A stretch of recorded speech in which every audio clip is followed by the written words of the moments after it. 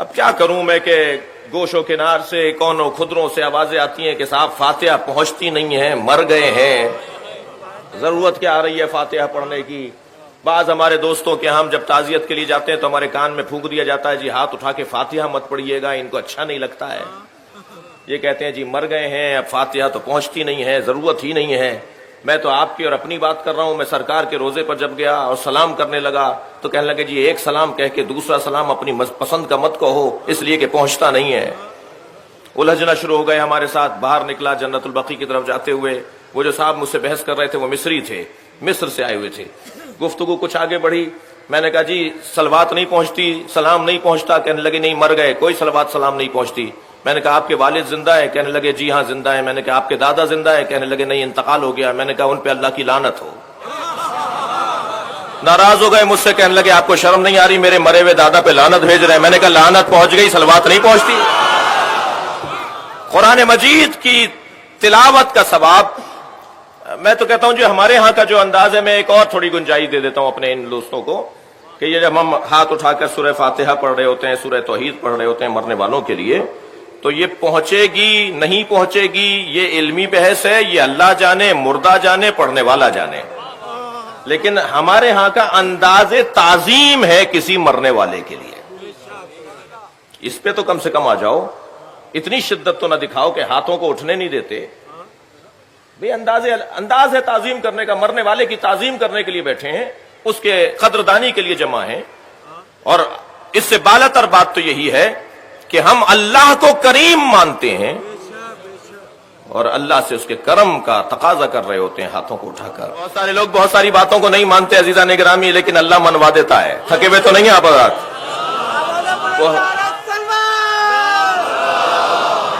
صلی علی محمد وآل محمد۔ اللہ آپ کو عظمت عطا فرمائے، اللہ آپ کو حفاظت عطا فرمائے، اللہ آپ کو رزق میں عزت میں آپ کے اضافہ فرمائے۔ ایک ایک فرد جو ادھر بیٹھا ہے، جو آواز میری سن رہا ہے، اللہ اس کو اپنے حفظ و امان میں قرار دے۔ بہت سارے لوگ بہت ساری چیزوں کو مانتے نہیں ہیں مگر اللہ منوا دیتا ہے۔ آپ دیکھیے بہت سارے لوگ وسیلے کو مانتے نہیں ہیں مگر ہاتھ اٹھا کے دعا ضرور کر رہے ہوتے ہیں۔ یہ کیا ہے؟ وسیلہ نہیں ہے تو یہ کیا ہے؟ جب حضرت یوسف کو کنویں میں ڈال دیا نا ان کے بھائیوں نے، تو پکار رہے تھے یا اللہ میری مدد کر، یا اللہ میری مدد کر۔ جبریل نازل ہوئے، جبریل نے فرمایا ہے یوسف اگر تم بچنا چاہتے ہو تو ذرا اپنا ہاتھ پھیلاؤ اور اس پہ غور کرو، 5 انگلیاں ہیں، 14 بند ہیں۔ اللہ نے یہ پوری کائنات 5 اور 14 کی وجہ سے بنائی ہے۔ یہ اللہ نے بنایا ہے بھائی، یہ خود بخود نہیں بنی یہ چیزیں، اس میں رموز ہیں، نشانیاں ہیں، علامتیں ہیں، کچھ استعارے ہیں، کچھ کنائے ہیں، ان پہ غور کرو۔ نہیں مان رہے؟ قبروں پہ جانا بدعت ہے بھائی۔ اللہ آپ سب کو نبی کا مزار دکھائے اور اللہ آپ سب کو جنت البقیع وہ اجڑی ہوئی قبریں بھی دکھائے۔ اور آج کی اس مجلس میں یہ بھی سب دعا کر کے جائیں کہ ہماری آنکھوں کے سامنے وہ مزار بنے جو مزار 1924 میں گرائے گئے تھے۔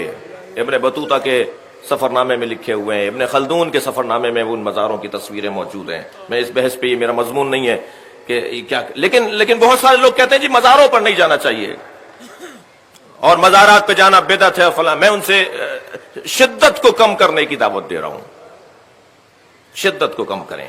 یہ مزارات پر دھماکے کرنا، گرا دینا، ان کی بے حرمتی کرنا، اس میں ذرا شدت میں کمی لے کر آئیں۔ آپ نہیں مانتے مزار کو، اللہ منواتا ہے۔ مثال دینے جا رہا ہوں، خانہ کعبہ کا طواف کر کے آئے ابھی جناب مصطفیٰ صاحب، اللہ تمام حاجیوں کی عبادتوں کو قبول فرمائے۔ جی خانہ کعبہ تو 4 گوشوں والا ایک عمارت ہے نا، وہ جو جس نے سیاہ پوشی، جس نے سیاہ چادر اڑی ہوئی ہے، وہ 4 گوشوں والا مربع ایک عمارت ہے نا جو خانہ کعبہ ہے۔ اس کے ساتھ جو ناٹی سی دیوار ہے، وہ چھوٹی سی دیوار ہے جسے حتیم کہتے ہیں، وہ تو خانہ کعبہ نہیں ہے، مگر اس کا طواف نہیں کرو گے تو طواف باطل ہو جائے گا۔ وہ ہاجرہ اور اسماعیل کی قبریں ہیں، قبریں مت مانو، میں طواف کرواؤں گا۔